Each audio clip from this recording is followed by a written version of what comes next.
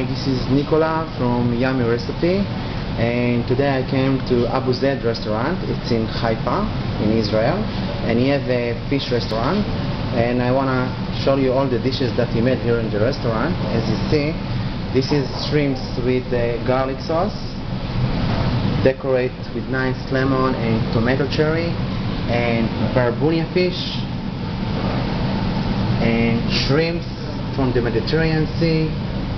This is the fish sauce, come with eggplant, with garlic of course, and also you have in his restaurant meats he's serving. You can see the lamb ribs, and of course you can see here the fruit salad, fish fruit salad. It's calamari, crabs, and Arabic cheese, served with vegetable. And of course, if you are in the Middle East, you're gonna eat all the Arabic salad. It's including vegetable, tabbouleh salad, Arabic salad, the olive that grow in the Galilee, and the tomato sauce, hummus, tahina, Turkish salad.